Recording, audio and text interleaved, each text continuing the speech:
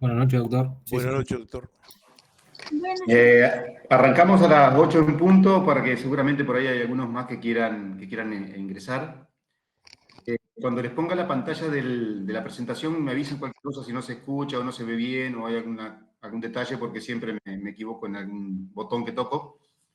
Pero a ver si lo podemos hacer práctica la charla, y ya sé que tuvieron una charla anterior y no quiero que se aburran y que estén cansados. Está bueno. A ver si puedo ingresar acá el archivo.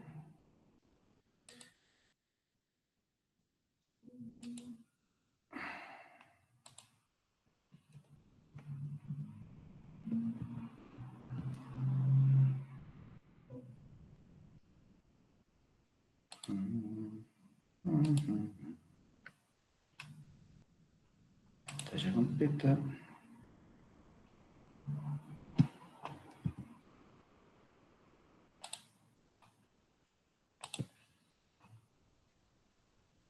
¿Se ve la pantalla o no? De la presentación.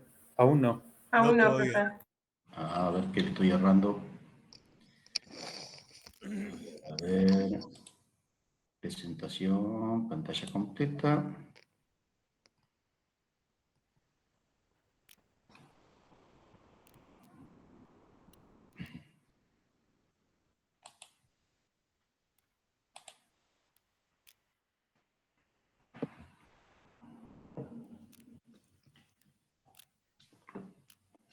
¿No se ve pantalla completa? No, doctor. Aún no, profe. ¿Qué estoy errando acá? Iván, Celeste soy, Sí. cuando tenés pones pantalla completa, tenés que Sí. cliquear la pantalla, el dibujito que te aparece A ver. de la pantalla. Debe ser eso, porque te voy siguiendo mientras te escucho y Sí, me parece que te quedas sí, ahí. porque puede ser. Cliqueas ahí donde está la pantalla, donde te aparece la mini pantallita de tu compu, Ajá, ahí. y le das después a aceptar o algo así te aparece. A ver, che. La pantalla. No sé, a ver, qué macana estoy haciendo. Uy, Dios mío. Estoy supuestamente en pantalla completa, así que a ver si voy acá.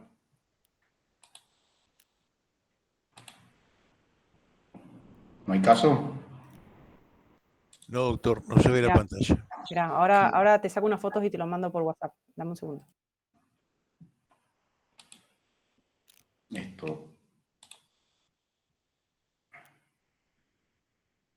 Encuadrar, no. Pantalla. Vamos a fijar en la pantalla. ¿Por qué no me da?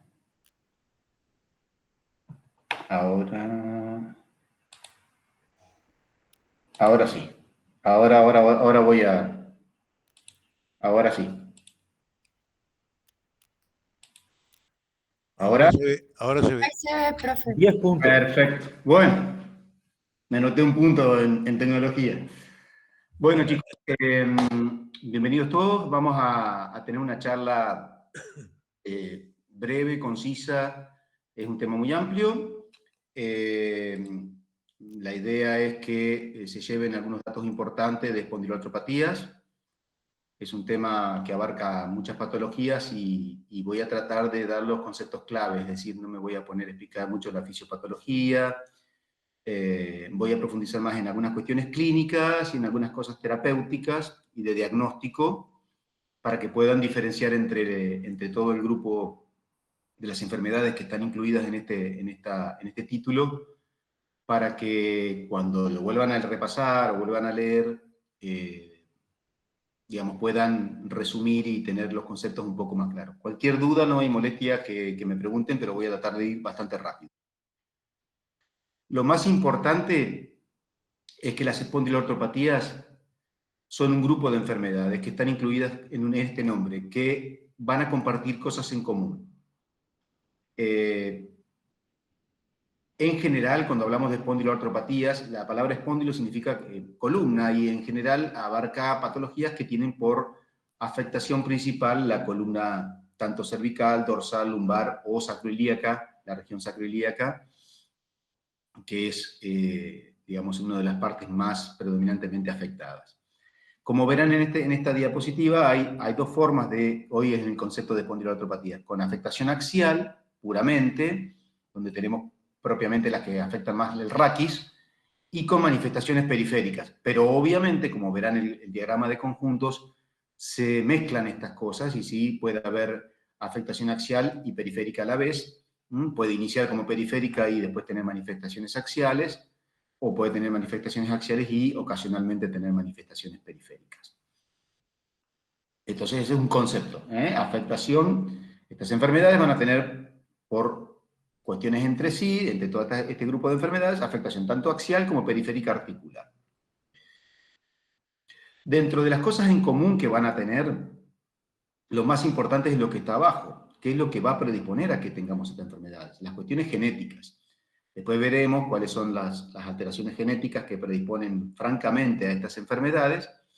Y como ustedes saben, la mayoría de las enfermedades crónicas tienen un componente genético y un componente ambiental. Pero aquí el componente genético es, en algunos casos, muy importante.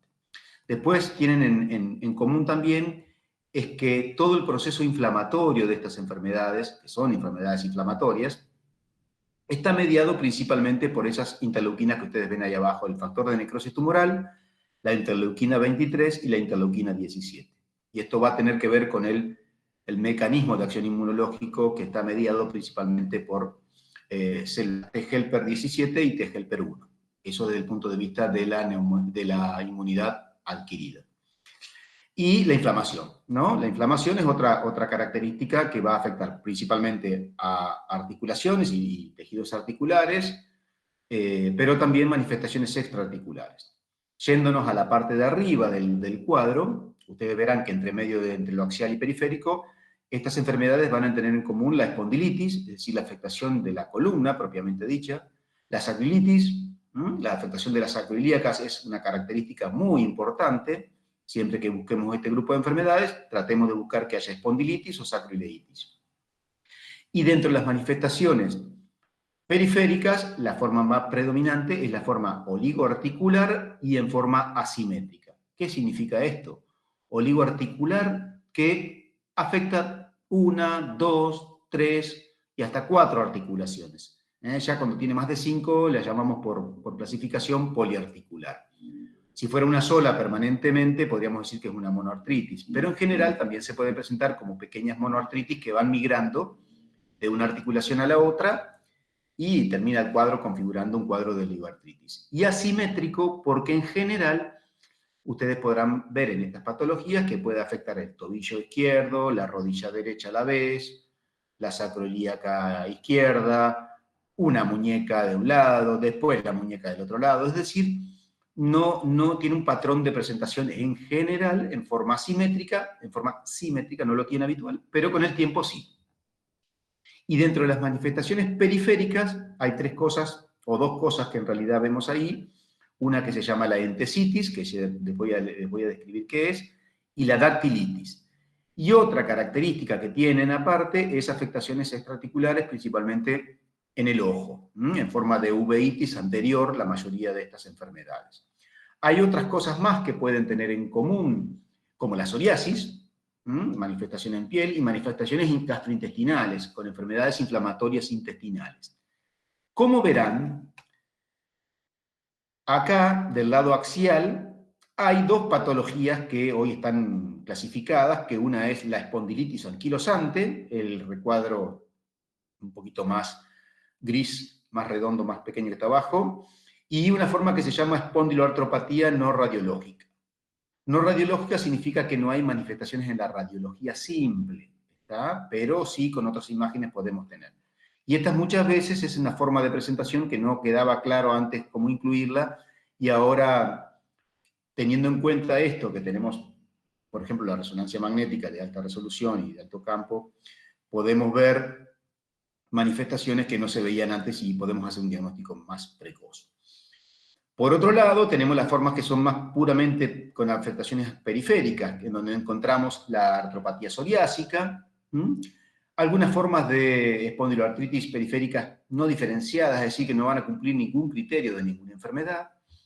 Y en el medio tenemos las espondiloartropatías asociadas a las enfermedades intestinales crónicas, que ustedes quizás por ahí lo vieron cuando vieron Crohn y colitis ulcerosa, que pueden haber hecho algún comentario en alguna de las tutorías, que pueden presentar enfermedad articular, tanto periférico como axial, y las espondiloartropatías reactivas. Las espondiloartropatías o las espondiloartritis reactivas le vamos a llamar a un grupo de enfermedades que se van a caracterizar por, en general, episodios de inflamación periférica, pero muchos episodios de dactilitis y entesitis, que ocurren después de un episodio infeccioso, que ya veremos cuáles son las bacterias más frecuentes, más o menos entre los 30 días, 40 días del episodio. Vamos a charlarlo después. Como verán entonces, las espondiloartritis son un grupo de enfermedades que comparten cosas entre sí, afectación axial, afectación periférica, y que muchas tienen mix. Por ejemplo, les puede pasar que tenga un paciente con una psoriasis, que tenga cuadros de artritis, pero que con el tiempo pueda desarrollar enfermedad inflamatoria intestinal o que tenga un intestino inflamado que cumpla los criterios de enfermedad inflamatoria intestinal, y eso puede existir. Hay solapamiento entre estas enfermedades. Parece muy difícil, pero cuando lo lean van a interpretar claramente esto cómo ocurre, para entenderlas como grupo.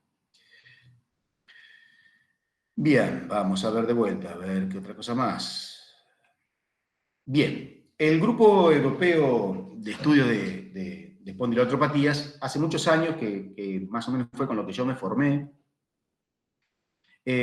lo diferenciaba básicamente para iniciar un diagnóstico, para tener la sospecha del diagnóstico de este grupo de enfermedades, dos puntos de entrada para entender. O que tuviera dolor espinal inflamatorio, que ahora vamos a aclarar lo que es, dolor espinal inflamatorio, o que tuviera una sinovitis, es decir, una artritis, predominantemente en miembros inferiores, en forma asimétrica. Es decir, un paciente que nos viene y nos consulta porque le duele la espalda de hace 1 o 2 meses, que lo despierta de noche el dolor, que mejora con la marcha, que dura más de 45 minutos hasta que el paciente se levanta y empieza a andar, a eso le llamamos dolor lumbar o dolor espinal inflamatorio, que también va a calmar con analgésicos, y ese puede ser un punto de partida para sospecharlo al menos a este grupo de enfermedades.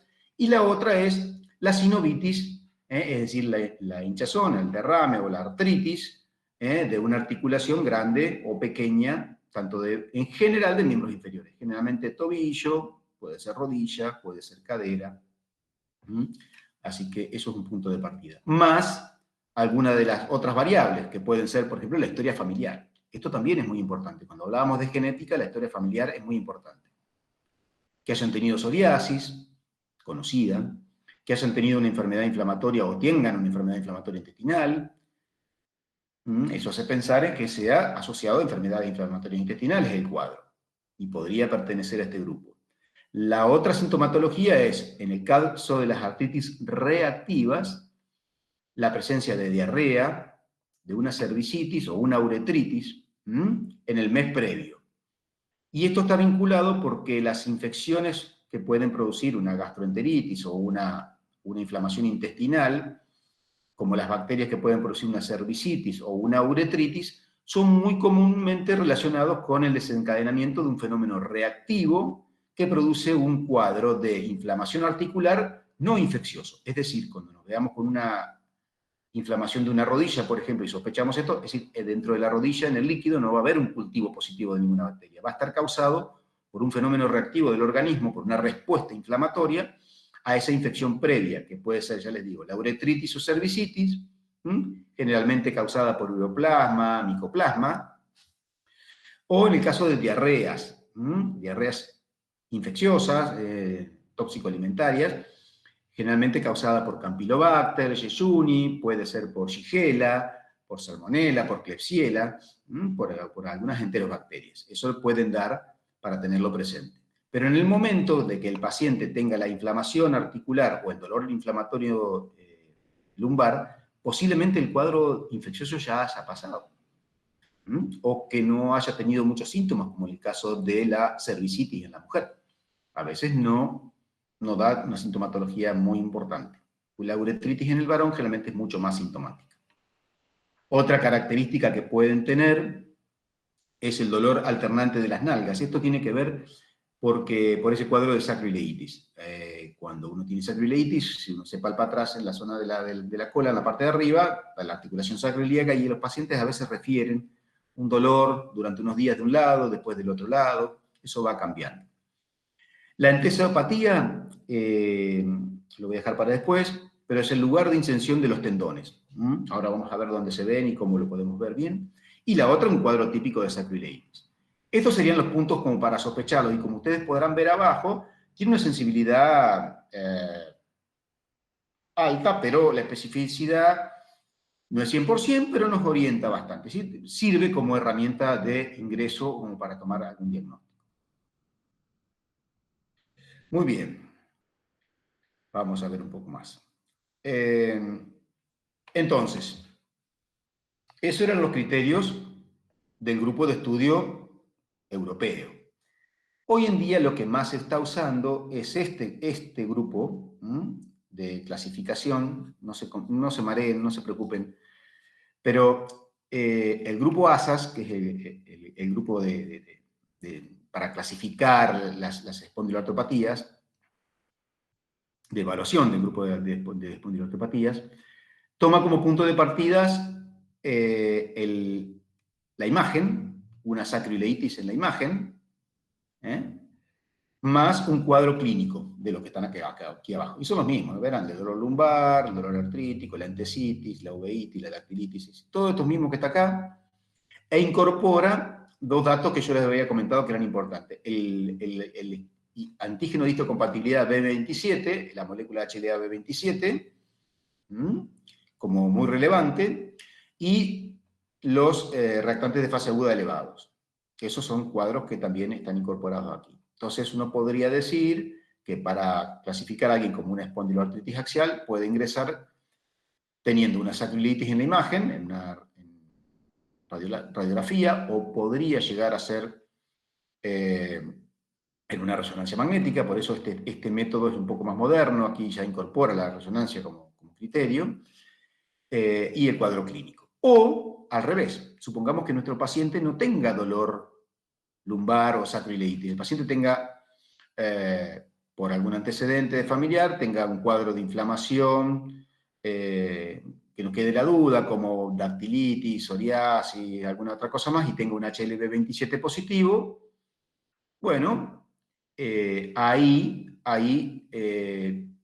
si le hacemos una imagen y nos da positiva la resonancia magnética con captación en las articulaciones sacroiliacas,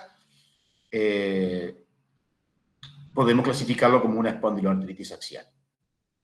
Entonces, repito para que no se confundan porque esto lleva a confusión. Las espondiloartropatías pueden ser axiales o periféricas, o, como ocurre muchas veces, las dos cosas. A veces empieza de una manera, y esto se hizo principalmente porque a veces cuando no hay una artritis periférica de importancia y solamente hay dolor lumbar y HLB27 positivo y una resonancia, esto permite dar un tratamiento mucho más precoz. Y esto obviamente que está favorecido por la industria farmacéutica porque sus medicamentos, que ha costado mucho hacerlos, tienen efectividad que no tienen los otros medicamentos clásicos. Entonces, se hizo este algoritmo de ingreso al diagnóstico primero para hacer un diagnóstico más precoz y porque tenemos herramientas terapéuticas que pueden ser beneficiosas. Obviamente que deben tener dudas, pero seguiremos adelante, no me molesta si interrumpen. ¿Todo bien? Profe, me quedó una pequeña duda del principio. A ver. En el caso de que hubiese una espondiloartropatía axial no radiológica, quiere decir que se hace una radiografía y está Exacto. completamente normal. Ahora, Exacto. a ese paciente, si se le hace una resonancia magnética y se encuentran hallazgos compatibles con una espondilitis anquilosante, por ejemplo, ¿se cambia de la clasificación y pasa a ser una espondilitis anquilosante o sigue con la clasificación anterior? No, tendría que ser la clasificación anterior, no espondilitis anquilosante, porque la espondilitis anquilosante requiere de sacroileitis radiológica en su clasificación. Ahora lo vamos a ver. tiene que ver un nivel de grado de afectación. No, quizás puede ser que sea la espondilitis anquilosante y uno podría hasta como médico interpretar que tenga una verdadera espondilitis anquilosante, pero el criterio de clasificación de la espondilitis anquilosante requiere lesiones importantes en la radiografía de la columna sacroiliaca. Genial, genial, muchísimas gracias. Entonces eso, la resonancia magnética, que después vamos a ver cómo funciona, sería una herramienta para hacer este diagnóstico más precoz. Con el tiempo, una espondilitis anquilosante va a ser siempre radiográfica, casi siempre. Perfecto. Bueno, muy bien. Sigamos adelante. Y para el grupo ASAS ahora también clasifica la artritis periférica, toma como punto de partida, vamos a repasar un poquito acá, esta tenía como punto de partida la sinovitis asimétrica, esta va a tener como punto de partida 3 manifestaciones clínicas. Artritis, ya sabemos lo que es artritis, tumefacción de una articulación, con dolor, palpación, rubor, calor. Una entesitis, vamos a hablar de entesitis a la inflamación de la zona de inserción de grandes tendones en su zona digamos, de apoyo sobre el hueso, una estructura que podemos ver, y la dactilitis, que también les voy a mostrar en imágenes para que comprendan un poquito más, es la afectación de los dedos, tanto de la mano como de los pies, en forma de salchicha, digamos, ponerlo así, se llaman dedos en salchicha, donde hay una inflamación difusa de toda la vaina sinovial, de los tendones extensores y flexores y parte de la articulación y de la cápsula, que produce una tumefacción difusa de los dedos. Es decir, cualquiera de estas 3 manifestaciones puede ser el punto de partida para interpretar que alguien tenga una espondiloartropatía seronegativa o espondiloartritis, más una de estas cosas que están acá, o psoriasis, por ejemplo, alguien que tenga psoriasis y tenga artritis, podríamos sospechar o clasificarlo como artritis psoriásica. Alguien que tenga enfermedad inflamatoria intestinal confirmada por biopsia, que esté en tratamiento y haga episodios de dactilitis y entesitis, y tranquilamente puede tener la manifestación de una espondiloartropatía asociada a enfermedad inflamatoria intestinal. Y así sucesivamente. Después vamos a hablar bien del HLP27 porque muchos lo toman como que es sinónimo de enfermedad y no es así. Paciente que tenga, por ejemplo, uveitis, muchas veces, no sé si en la clase anterior con Celeste lo dieron, la uveitis tiene muchísimas causas, aparte depende de la región que afecte, anterior, intermedia, posterior o panuveitis, distintas formas granulomatosas o no granulomatosas, pero la uveitis puede ser de origen netamente de afectación de la región de la uvea, del ojo, y no tener afectación de otra cosa. Pero si aparece un paciente con artritis, entesitis y uveitis, ya el criterio clínico de diagnóstico va a cambiar. Obviamente que la uveitis la va a seguir teniendo, pero en general la presencia de manifestaciones extraarticulares o articulares van a dar una idea de afectación sistémica y no solamente ocular. Y lo mismo acá, ¿no? Más 2 de estas siguientes. Por ejemplo, alguien que tenga artritis, en vez de decir o entesitis o dactilitis, que tenga artritis más entesitis y dactilitis, ya directamente podemos decir que tiene una espondiloartritis periférica. Y las otras cosas que tenemos acá, la historia familiar. Siempre la historia familiar es muy importante. Es muy, muy importante. Uno no está condenado a tener, pero en el caso de la psoriasis, por ejemplo, que se ve mucho. En psoriasis hay mucha relación de tener episodios de artritis psoriásica, cuando la familia lo tiene. Bien. Bueno, esto es lo que yo le comentaba. Para la espondilitis anquilosante tenemos criterios que han sido modificados, pero siguen siendo hace 1000 años esto, no importa la fecha, pero más de 40 años. Criterios clínicos y criterios radiológicos. Y como yo le comentaba recién a su compañero, que el criterio radiográfico existe para la espondilitis anquilosante para poder clasificarla, que tenga que tener sacroileitis bilateral mayor de grado 2 o unilateral de grado 3 o 4, y ahora vamos a ver en las imágenes a qué se significa esto. Bien, vamos a seguir. Bueno, esto es lo que tiene que ver con el dolor lumbar crónico. Generalmente interpretamos el dolor lumbar crónico en pacientes que tengan menos de 40, 45 años, que tengan más de 3 meses de duración, es decir, alguien que fue al gimnasio y le duele el otro día porque hizo un esfuerzo haciendo pesas, no es un dolor de tipo inflamatorio, es un dolor traumático de tipo disrupción traumática de algún disco o de alguna lesión ósea. El inicio es insidioso, el dolor empeora a la noche, como yo les comentaba, con rigidez matutina, que mejora a los 40, 45 minutos, y el dolor alternante. Entonces eso también ténganlo como dato. Y esta es la publicación original del año 58 de esto, olvídense. Bueno, ¿qué le vamos a medir a los pacientes que sospechamos? Acá tenemos dos imágenes donde tenemos que la característica principal de la afectación de la columna y de este grupo de enfermedades es la disminución de la extensión y de la movilidad.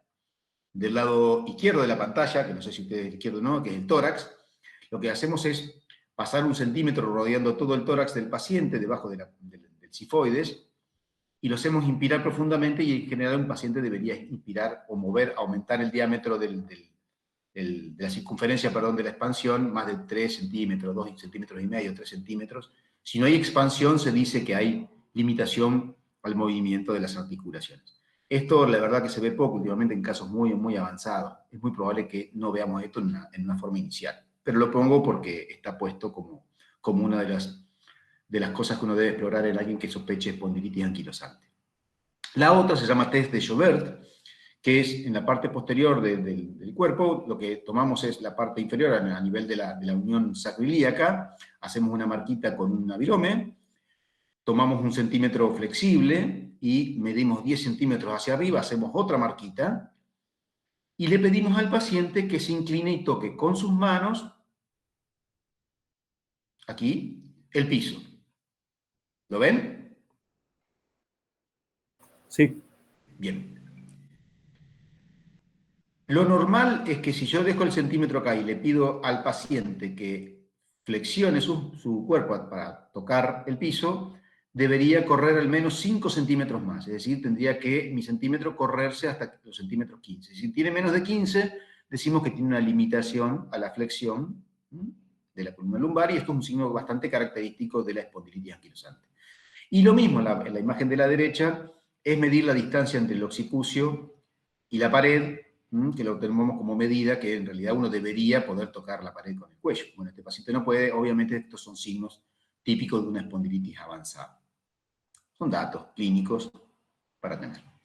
Y aquí de la sacroileitis desde el punto de vista radiográfico. En la forma normal, digamos, se ven las articulaciones sin ningún problema, todo el espacio articular sin ninguna alteración. En el grado 1 ya empieza a haber pequeñas imágenes de esclerosis del borde del hueso ilíaco.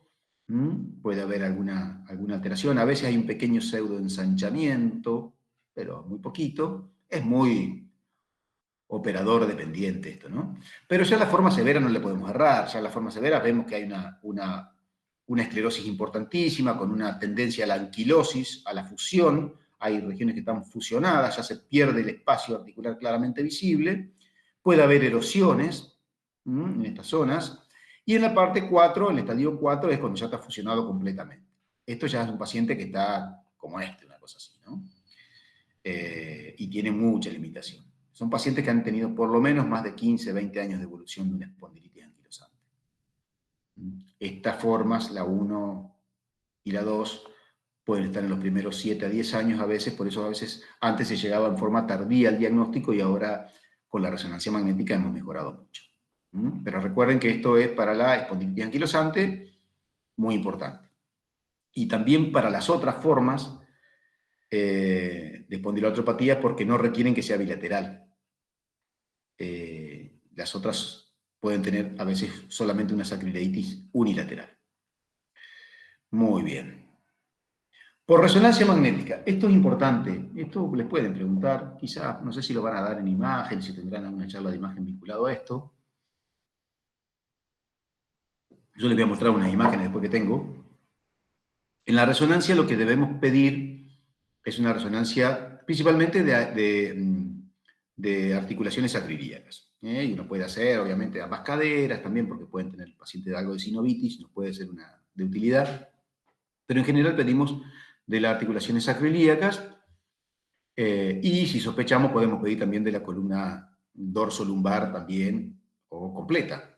Eso va a depender, depende de la sintomatología donde predomine, donde estemos buscando. Pero para decir que esté inflamado, que haya lesiones compatibles con sacroileitis, lo que buscamos es inflamación de la médula ósea, que es lo primero que se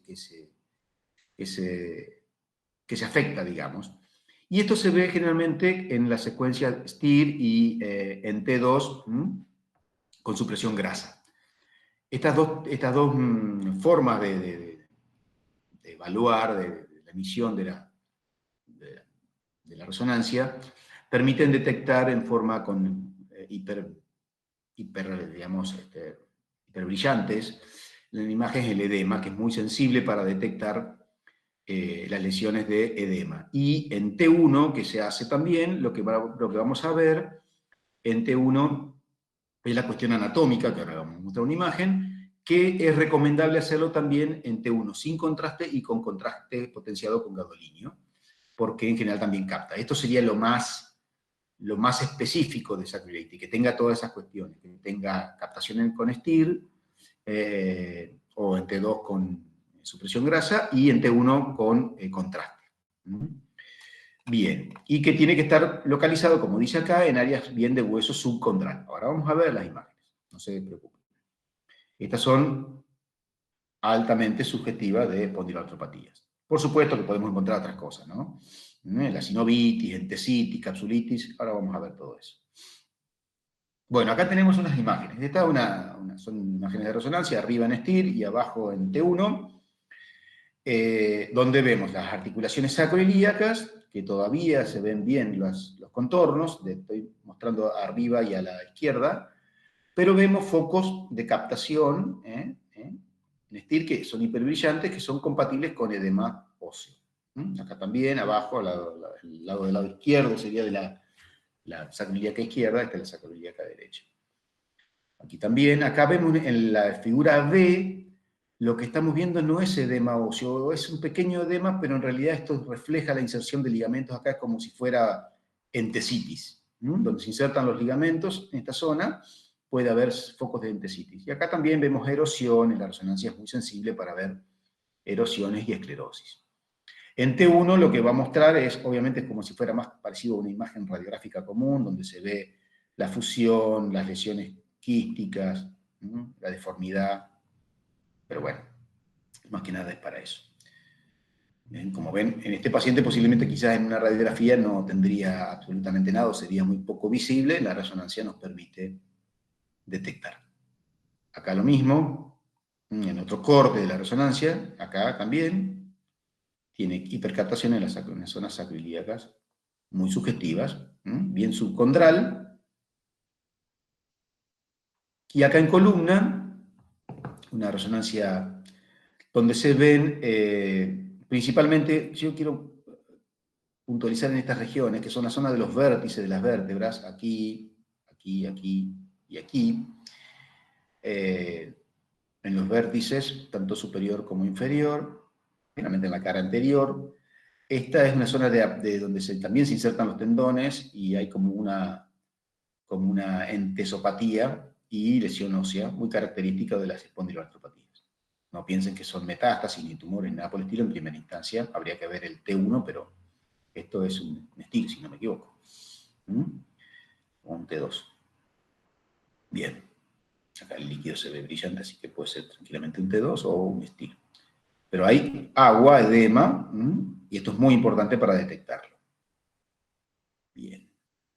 Acá tenemos otra resonancia, acá vemos más o menos lo mismo. Este es un T1 donde se ven las lesiones acá ya de esclerosantes en la zona de los vértices, y con STIR la captación, aunque esta resonancia esta imagen no es muy buena, pero en T1 ya se ven estas lesiones que no deberían estar en un paciente sano. Esto es muy sugestivo de espondiloartropatía, principalmente espondilitis anquilosante. Esta es una imagen antigua, estos son pacientes crónicos, estas imágenes de columna lumbar, la imagen esta se llama imagen en caña de bambú, acá se ven porque hay osificación de todos los ligamentos, en forma continua, ven acá, la imagen en caña de bambú, también a veces se calcifican y los ligamentos interapofisarios y los interespinosos, pero esta imagen es muy característica de una espondilitis muy avanzada. Obviamente que nadie va a hacer un diagnóstico con esto ya se sabe, este paciente está rígido. A veces no tanto, pero en general están rígidos. Pero esta es una imagen muy característica de la entesitis. Son entesitis. Bien. Se llaman sindesmofitos estos. Sindesmofitos. ¿Por qué se llaman sindesmofitos? Porque son como... El osteofito generalmente es bien horizontal, de la artrosis, pac, pac, ahí, y el entesofito es bien curvo y va siguiendo la línea de los ligamentos y las zonas exteriores de los discos. Y acá es un corte en sagital de la resonancia, donde se ve también la imagen. Y otra de las características, a veces tienen tendencia a la cuadratura las vértebras.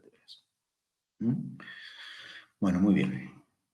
Bueno, entramos a la dentesopatía. Bueno, esta es una radiografía donde ustedes por ahí van a escuchar el famoso espolón calcáneo, o el espolón aquíleo, esta zona de acá de inserción del Aquiles, y esto se produce por múltiples factores. Puede ser por factores de tracción, traumático, no necesariamente el paciente tenga una espondiloartritis, pero en esta zona de la fascia plantar, que se inserta en la base del calcáneo, produce una lesión que se puede calcificar, y esto es típico de muchas veces encontrar en pacientes con psoriasis o espondilitis o en el grupo de enfermedades.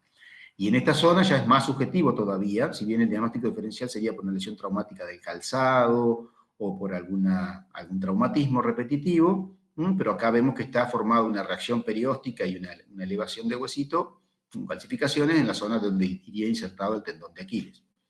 Ahora vamos a ver la entesopatía como la vemos con otras imágenes. En la resonancia magnética ya ven que es la zona de inserción entre el hueso y el calcáneo, del tendón de Aquiles y el calcáneo. Bien inflamatorio, bien inflamatorio. Esto es muy característico de una espondiloartropatía. Las lesiones traumáticas de corte del tendón de Aquiles generalmente son mucho más proximales, a unos 6, 7, 8 centímetros. Estas lesiones aquí son más características de las espondiloartritis. Esto es lo que pasaba antes cuando no hacíamos el diagnóstico. Y por eso las resonancias nos permiten hacer un tratamiento que ahora vamos a ver que mejora mucho. Bla, bla, bla, bla, bla, bla. Bueno, no importa. ¿Cómo validamos esto? Bueno, entonces, una vez que hacemos el diagnóstico de espondilitis anquilosante, que ya dijimos que tiene que tener en general afectación de las articulaciones sacroiliacas y que tiene que tener afectación radiográfica. Habitualmente nosotros medimos la actividad y la cronicidad en base a índices, no importa, los van a encontrar, no me importa que lo sepan, no es relativo que lo sepan. El BASDAI es índice de actividad y tiene que ver con la fatiga, la forma de rigidez, ese tipo de cosas que nos dan una idea de actividad de la enfermedad. Bien.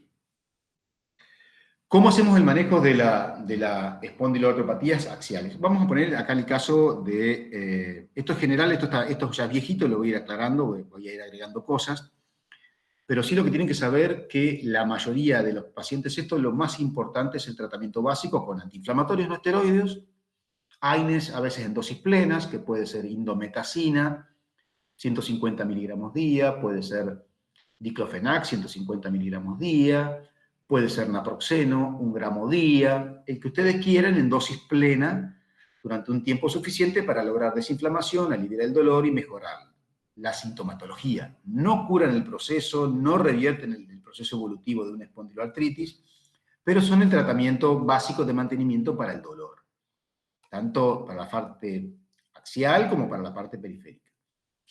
Después tenemos otra segunda línea de tratamiento, que la sulfasalacina y el metotrexate, que la verdad que no hay mucha evidencia que funcionen mucho, pero se utilizan, pero la verdad que sería más para la parte periférica puntual, en el caso de una psoriasis, que tuviera a predominio periférico y no tuviera la forma axial, por ahí el metotrexate es una droga que podría llegar a ser útil.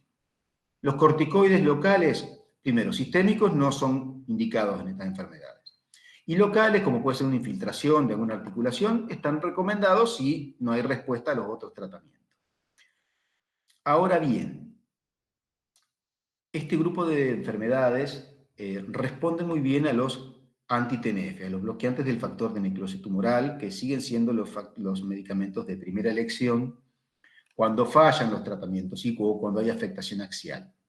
¿Por qué? Porque el metotrexate, la sulfasalazina y los corticoides para la enfermedad axial no tienen una buena respuesta y realmente no cambian la evolución. Los anti-TNF sí, y ahora vamos a hablar cuáles son. También hay otras drogas, que ahora vamos a ver también, que hay más drogas para hablar. Hay muchos anti-TNF, el adalimumab, el etanercept, el golimumab, el infliximab y el certolizumab. No les pido que los conozcan a todos, sepan que son anticuerpos monoclonales de distintas formas, menos el etanercept, que es una proteína de fusión, pero el adalimumab, el golimumab, el infliximab y el certolizumab son anticuerpos monoclonales de distintas categorías. El infliximab es murino, es decir, es un quimérico, es una mezcla de humano con ratoncito, y el adalimumab, por ejemplo, es un anticuerpo monoclonal humanizado, de mayor calidad. Lo mismo que el golimumab y el certolizumab, que es una proteína, es un anticuerpo que tiene una adición de una sustancia que lo hace diferente al resto, pero más o menos todos actúan sobre la unión del factor de necrosis tumoral. Y el etanercept es una molécula que lo que hace es bloquear al factor de necrosis tumoral y a sus receptores. Bien, hay otras moléculas que se utilizan que son los inhibidores de interleuquina 17. Recuerden que yo les comenté hoy al principio que del mecanismo de inflamación estaba causado por la interleuquina 17, predominantemente el factor de necrosis tumoral y la interleuquina 23.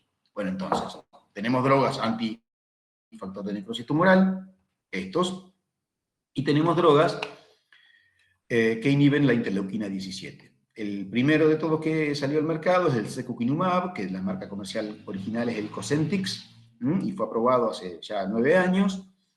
Anda muy bien para la espondilitis anquilosante, que puede ser, por ejemplo, se puede usar en realidad como primera elección, pero puede ser usado ante falla a anti-TNF. Actúa por un mecanismo diferente, y en general se utilizan dosis de 150 miligramos mensual, con dosis de carga a veces o no. Eso depende de... A veces uno lo puede hacer con dosis de carga o sin dosis de carga. Después el otro que es... Profe, perdón. Sí. ¿Y administración subcutánea son estos? Gracias. Sí, sí, sí. Es de elección la subcutánea, sí, sí. El ixekizumab también, yo no tengo experiencia con el ixekizumab, estuvo aprobado acá, intentó salir, pero no se vendió mucho, tiene una acción similar, y es muy importante que se pueden intercambiar, es decir, no es que tengan una mejor diferencia uno que el otro. Bien, estos serían para la espondilitis anquilosante. Entonces, para la espondilitis anquilosante tenemos principalmente entonces los anti-TNFs y los inhibidores de la interleuquina 17. Muy bien, hasta ahí llegamos. Disculpe, profe. Sí. El ixekizumab sería igual que el anterior, el esquema, digamos, donde dice 80 miligramos, perdón, donde dice dosis de carga, 150, 160. Claro, se le da, por ejemplo, en el día 0 se le dan 2 inyecciones subcutáneas de 160 y después se continúa con 80 miligramos por mes. Ah, listo, genial, muchas gracias. Bien. Pero la idea es que esto lo que hace es actuar directamente sobre la zona, principalmente la producción de interleuquina 17 a través de los macrófagos y de los entrófilos, que son los que producen más daño, a diferencia del anti-TNF. Pero bueno. La otra patología más frecuente, quiero aclarar, la patología madre dentro de las espondiloartropatías es la espondilitis anquilosante. Pero posiblemente la que más veamos, la más frecuente, es la artritis psoriásica. Y también quizás por ahí algunas artritis reactivas, pero artritis psoriásica se ve mucho. Esto que está acá, lo van a encontrar ustedes, búsquenlo como criterios Caspar. Antes, en una época, el diagnóstico de artritis psoriásica se decía a alguien que tenía artritis, que tenía psoriasis y que tenía factor reumatoideo negativo. A esos pacientes generalmente le decíamos que tenían artritis psoriásica. Bueno, los criterios de Kaspari incluyeron, por ejemplo, digamos, la evidencia de psoriasis, actual o pasada, antecedentes familiares, todo van sumando puntitos y se van buscando para llegar a una clasificación. La distrofia unguial, que ahora vamos a mostrar qué es la distrofia unguial, que tengan el factor reumatoideo negativo, esto es variable, porque hay gente que puede tener un factor reumatoideo positivo y no necesariamente tener una artritis reumatoidea, por lo cual es un valor, pero bueno, ayuda a, en primera instancia, por ahí, diferenciar entre una artritis reumatoidea y una artritis psoriásica que pueden presentarse de la misma manera. Tienen mucha dactilitis, por algo lo pusieron acá, la dactilitis es muy frecuente, y la evidencia radiográfica de daño articular que tiene unas diferencias con las artritis reumatoideas. Pero, a ver, búsquenlo, lo van a encontrar, léanlo si quieren saberlo, pero lo más importante es que los criterios que se usan son los de Kaspar, basado en la evidencia de, ya le digo, de psoriasis, la de distrofia unguial que ahora les voy a mostrar, el factor reumatoideo negativo, la presencia de dactilitis y evidencia radiográfica.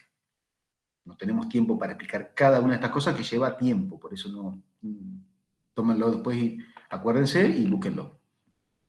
¿Por qué es importante? Porque en realidad ahí dice del 7 al 40% según las series, los pacientes con psoriasis de distintas formas de psoriasis, psoriasis butata, psoriasis en placa, psoriasis inversa, pueden tener artritis psoriásica.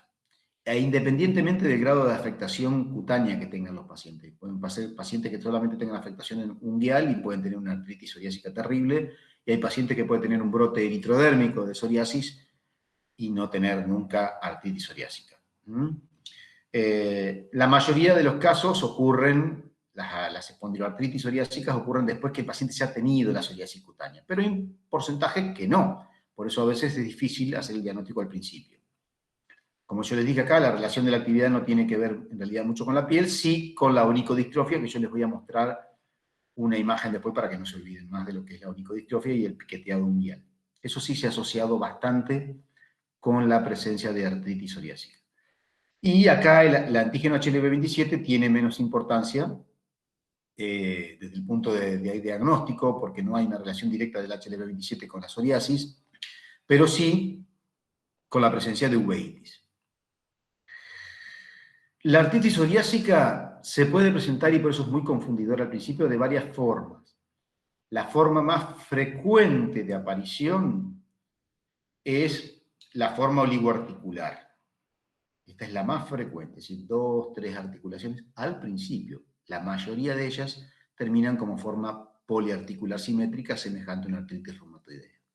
Entonces, cuando ustedes les digan, les pregunten cómo se presenta una artritis psoriásica, la forma de presentación de la artritis psoriásica generalmente puede ser oligoarticular, en forma de oligoartritis asimétrica, como todas las espondiloartritis, pero con el tiempo muchos pueden tener una forma poliarticular simétrica que sea confundidora.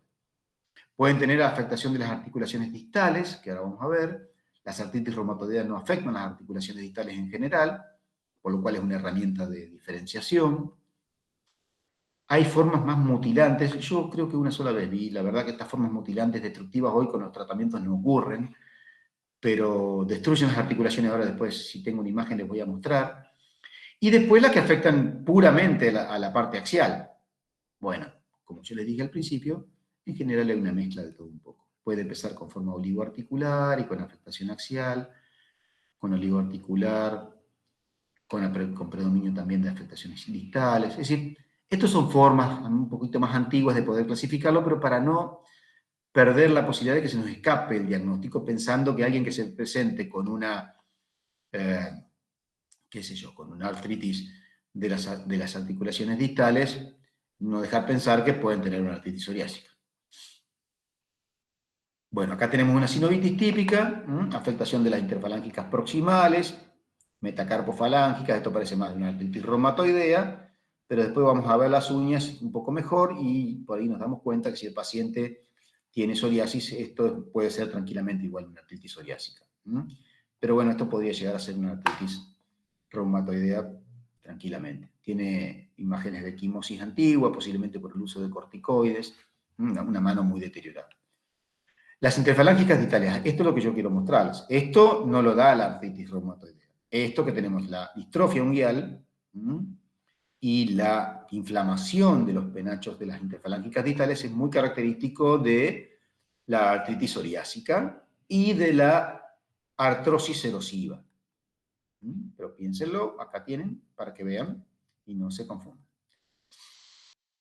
Acá tenemos la distrofia unguial, totalmente, que pueda estar colonizada posiblemente con algún dermatofito. Seguramente no. Con certeza les diría que está colonizado por algún hongo. Y la presencia de la dactilitis. Acuérdense los dedos en salchicha. Vean todos los dedos. El dedo gordo, el segundo dedo, el tercer dedo, el cuarto dedo y el quinto dedo, que están eritematosos e inflamados en forma difusa. Esto es una dactilitis completa de todos los dedos. El paciente tiene esto y esto, es una artritis psoriásica hasta que se demuestre lo contrario, porque acá tenemos placas que parecerían ser de psoriasis también, ¿no? Bien. Entesitis. Tendón de Aquiles, engrosamiento, palpación dolorosa, tumefacción, dolor a la dorsiflexión del pie.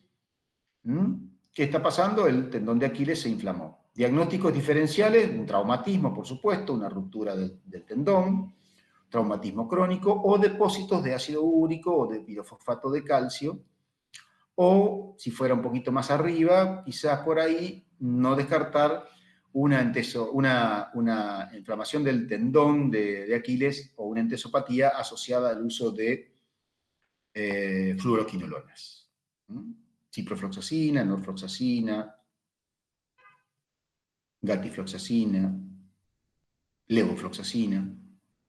Guarda, cuando damos antibióticos, pensemos que a veces podemos hacer daño en algunos pacientes si le damos mucho tiempo o tienen la mala suerte de tener alguna predisposición genética a tener esto. Acá en ecografía, se lo utilizo mucho. Acá tenemos una entesis. Tenemos este borde hiperecogénico que se ve aquí, es el calcáneo, donde ya vemos acá esta crucecita que hay una erosión, hay una destrucción, y esto que está acá son las fibras del tendón de Aquiles. Y aquí vemos esto que está marcado con una flecha. Esto es una entesitis, es un entesofito, es una calcificación de las fibras distales de la entesis. Y lo que está mostrando aquí en la imagen inferior es, hay edema, hay alteración de la ecogenicidad de las fibras, hay disrupción de las fibras, y hay una imagen con Doppler de hiperflujo, de microhiperflujo, que está captando en la zona donde está la erosión y el resto del tendón, y esto habla de una entesitis activa. Esto es una patología aguda con alto riesgo de ruptura completa del tendón de Aquiles. Esto sirve y se usa mucho para porque lo podemos hacer mucho más fácil que andar haciendo resonancia todo el tiempo a los pacientes. Por supuesto que la resonancia sigue siendo el gol estándar para esto, digamos, si uno quisiera verlo, pero la ecografía es una herramienta muy, muy útil y con una alta sensibilidad y especificidad también. Placa de manos, llegamos tarde, pero si ustedes ven acá, tienen una afectación de las interfalángicas distales, con esclerosis, tienen erosiones, deformidades en las interfalángicas proximales. Bueno. Pencil Camp. Esta imagen que se llama un lápiz en una copa, es las formas mutilantes, ¿no? Las formas destructivas de la artritis psoriásica. Esto creo que vi una o dos veces también, no se ve mucho últimamente, por lo menos. Quizás se veía mucho tiempo atrás, hoy no se ve tanto esto. Pero esto es muy característico de la artritis psoriásica. Acá lo mismo, erosiones muy grandes, erosiones muy grandes. Esto es típico también de la artritis psoriásica. La artritis reumatoidea por ahí hace agujeros un poquito más en la zona marginal. Y esto lo hace en forma más central y subarticular. Y como verán, hay poca esclerosis aquí y pérdida del espacio articular menor que en la artritis reumatoidea. Pero bueno, esos son detalles. Y a veces dejan un ganchito las artritis psoriásicas. Bueno, sacroilitis asimétrica temprana. Bueno, nada, imágenes. Acá en la psoriasis, a diferencia de la espondilitis anquilosante, ustedes se acuerdan la imagen en caño de bambú que vimos en la espondilitis anquilosante, que eran todas las vértebras con las imágenes en forma continua. En la artritis psoriásica son discontinuas, son asimétricas y son más gruesas. Estos se llaman sindesmofitos gruesos. Esto es muy característico de la artritis psoriásica. Bien. Vamos a las artritis reactivas, ya vamos a ir terminando. No sé ni qué hora es, voy a terminar. Las 9, bueno. Las artritis reactivas, como yo le dije, es todo lo que acabamos de ver: artritis, dactilitis, entesitis, lesiones mucocutáneas asociadas a una enfermedad previa infecciosa que puede dar, o intestinal, digamos, ginecológica o intestinal, que va a dar un cuadro de enfermedad inflamatoria en las articulaciones.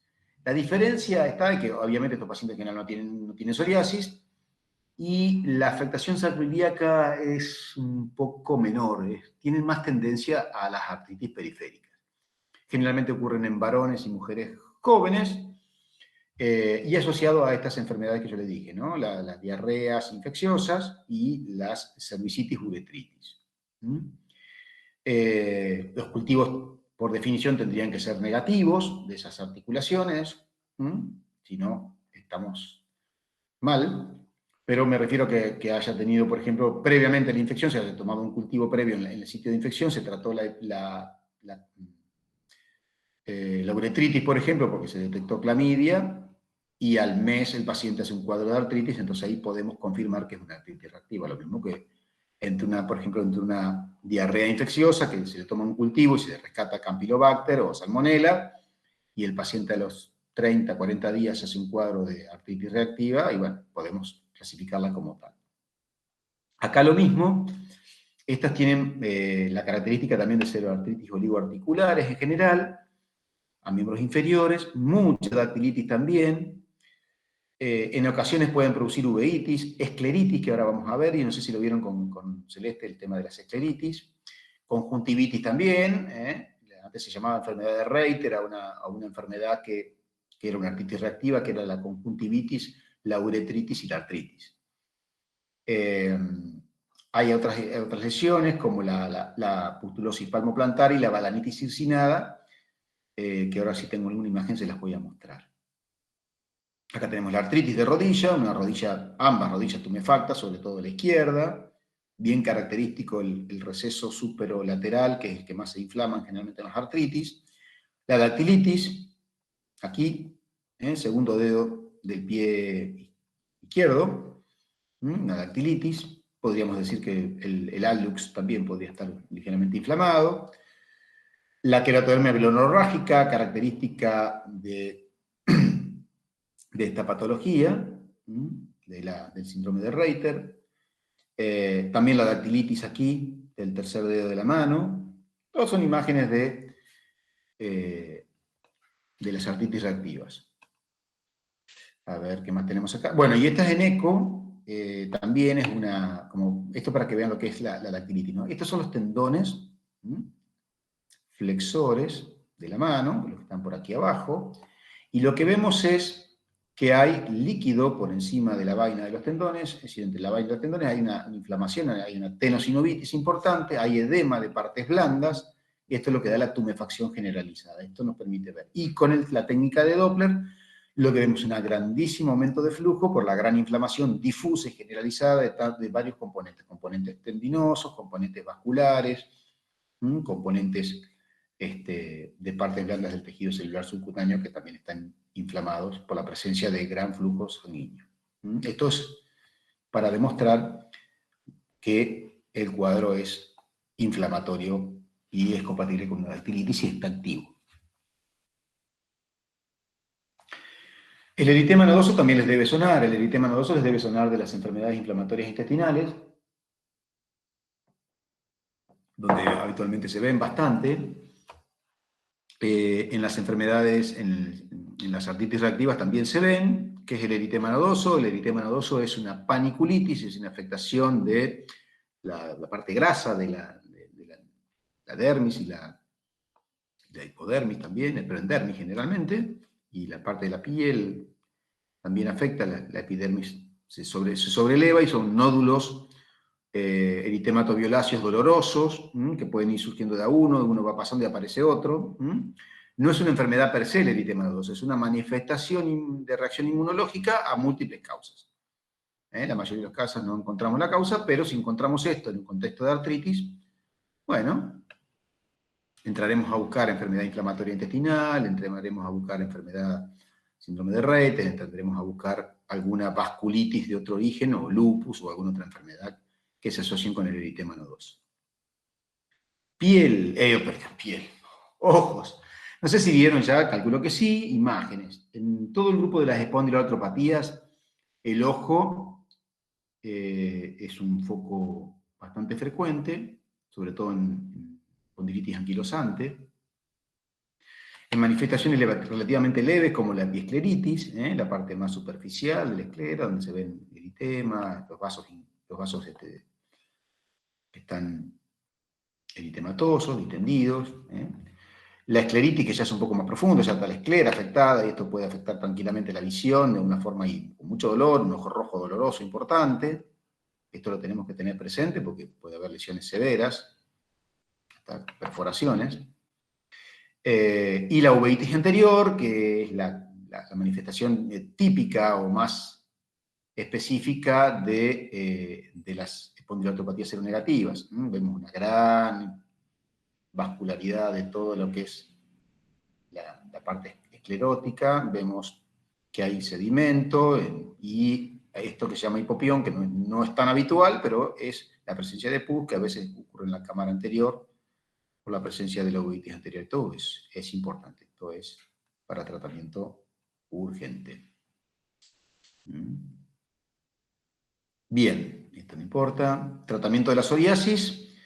Bueno, tratamiento de la psoriasis, principalmente, bueno, lo de piel, obviamente, las lesiones se pueden tratar con, ya saben, con corticoides cutáneos, con tratamientos con PUVA, todo lo que ustedes quieran. Pero para la espondiloartritis psoriásica, en general usamos los AINES con mucho cuidado, la fisioterapia, por supuesto, y las drogas de elección de inicio para la parte periférica es el metotrexate, la droga de elección, la dosis entre 15 y 25 miligramos semanales, en forma subcutánea o vía oral.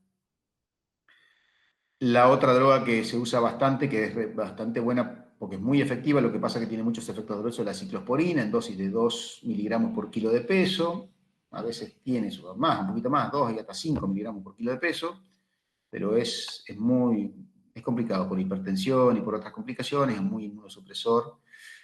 La leflunomida también podría tener alguna utilidad, en dosis de 20 miligramos por día, pero la droga de elección, si ustedes le preguntan, metotrexate. Para las articulaciones periféricas, inicio metotrexate. La sulfasalacina no es recomendable. Los corticoides pueden ayudar temporariamente, sobre todo en forma de infiltraciones, o en bajas dosis para mejorar tanto la parte de la piel como un cuadro un poco más generalizado de articulaciones múltiples. Después tenemos otras drogas, como el apremilast. El apremilast se usa en dosis de 30 miligramos por día, en comprimidos. Tarda un tiempo en hacer efecto, y es una droga que funciona tanto para piel como para la parte articular, pero los anti-TNF claramente son mejor. Los anti-TNF, sobre todo el adalimumab y el infliximab, son los mejorcitos que funcionan para esto. El adalimumab en dosis de 40 a 80 miligramos cada 15 días o 14 días, en forma subcutánea, y el infliximab en forma endovenosa se pasa cada 8 semanas con una dosis de ataque, pero en general cada 8 semanas de 3 a 5 miligramos por kilogramo de peso en forma de infusión endovenosa. Se lo pueden llegar a leer, por lo menos sepan lo que existe y esa es la forma de tratamiento. Los otros anti-TNF, como el etanercept también puede funcionar, el golimumab, que es otro, también puede funcionar, pero lo que mejor funciona, o por lo menos mi experiencia, es que el adalimumab y el infliximab son los más efectivos para la afectación tanto periférica como sacroiliaca. Los anti-interleuquina 17, el secukinumab y el ixekizumab, como les comenté hoy, también son útiles. Hay una forma de anticuerpos monoclonales que actúan sobre la molécula interleuquina 23 y 12, que se llama ustekinumab. El ustekinumab también se aplica una vez cada 3 meses, en dosis de 45 a 90 miligramos en forma de inyección subcutánea, y andan muy bien para los casos que fallen a un anti-TNF o a metotrexate en altas dosis y que se decida usar esta droga por algún antecedente o intolerancia al anti-TNF. Después hay otras dos moléculas que se llaman tofacitinib y upadacitinib, que son, entre otras, que son moléculas anti-JAK, janusquinasa, son unos comprimidos vía oral. El tofacitinib se da por vía oral en dosis de 10 miligramos por día y el upadacitinib en dosis de 15 miligramos por día. Son dos drogas muy efectivas para el control de la psoriasis, sobre todo a nivel periférico, dactilitis, entesitis. Son bastante efectivas. A ver qué más tenemos acá. Para las artropatías enteropáticas, asociadas a colitis ulcerosa o Crohn, bueno, más o menos todo lo mismo, eritema nodoso, uveitis, entesitis, pueden tener artritis que puede coincidir con la actividad intestinal, eso es cierto. Aquí los tratamientos se puede usar metotrexate, por supuesto, que también tendría un efecto sobre tanto el Crohn como la colitis ulcerosa, pero los anti-TNF alfa son muy efectivos. Y acá también de vuelta el adalimumab y el infliximab son las drogas de elección dentro de los anti-TNF. El upadacitinib también puede ser útil, el tofacitinib también. El vedolizumab es un anticuerpo monoclonal anti-integrinas, es como un anticuerpo que sirve más para la enfermedad inflamatoria intestinal, pero no para la parte articular. Es decir, puede ser que pueda tener algún tipo de actividad, pero en general no es recomendable. Eso es más recomendable para el uso de la parte enteropática. Y el ustekinumab, que yo les comentaba hoy, sí es muy efectivo, y generalmente para cuando hay espondiloartropatía asociada a enfermedad inflamatoria intestinal, la dosis en general es de 90 miligramos cada 90 días, cada 3 meses. Si bien se pueden hacer a veces dosis de ataque, endovenoso, ese tipo de cosas, pero bueno, esa es la dosis. Muy bien, no me estoy olvidando de nada acá.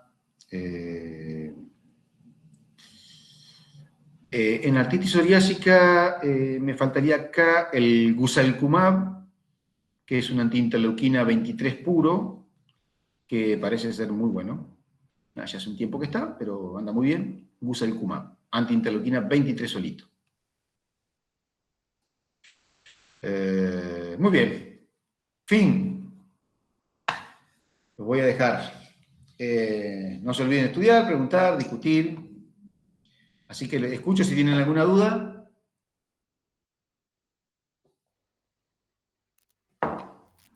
No, profe, todo muy claro. Sí, me imagino. Ya están cansados. Bueno, Profe, ¿qué es esa cosa para estimularlos? eso. Se puede. ¡Vamos! Vamos que se puede. Che, chicos, bueno, si en algún momento necesitan alguna cosa, pueden preguntarme si me ven por ahí. Yo no tengo ningún problema. Son temas muy largos. Profe, ¿quiere contar Sí. el contexto de la foto? Sí, un grupo de reumatólogos mostrando que somos muy buenos en Harvard. Está bien. No, la verdad que es una experiencia muy linda. Así que métale pata si a alguno le gusta, tanto esta especialidad como la que ustedes quieran. Bueno, descansen y a estudiar. ¿De dónde estudiar esto? Hoy me preguntó uno de mi tutoría Yo creo que en el Farreras está bien, porque los españoles tienen bastante bien explicado este tipo de patologías, lo tienen bastante claro. Me parece que si lo agarran la última edición van a encontrar bastante actualizado como para poder defenderse bien. No se deliren con agarrar un libro de reumatología, un tratado, porque van a empezar, se van a enloquecer y no les va a aportar, se van a confundir más. Yo creo que la etapa que ustedes tienen que hacer es focalizar las cosas más importantes, es decir, ¿de qué les sirve saber el mecanismo de la patología, de la interleuquina y todo, si no saben cómo se presenta una espondiloartritis? Que no tiene ningún sentido. Con el tema de los tratamientos, saber cuáles existen. Por supuesto que podemos estar hablando mucho tiempo sobre el uso de los anti-TNF, que a mí me gusta todo lo que es biológico, porque nosotros hace muchos años que lo usamos. Después de los oncólogos, creo que los reumatólogos deben ser uno de los que más usan anticuerpos monoclonales. Y es muy interesante, más que nada para el manejo. Cuando uno lo prescribe, tener que tener todo el seguimiento y tipo de cosas, pero hay muchas cosas para aprender. Y nada más. Hasta la próxima, que no sé qué será, seguro la semana que viene habrá algo de vasculitis o algo por el estilo. Ya ni me acuerdo. Ojalá pronto, profe. Muchas gracias. Gracias, Bueno. profe. Pasen bien. Gracias, profe. Muchas Hasta luego. gracias, profe. Gracias, profe. Gracias, profe.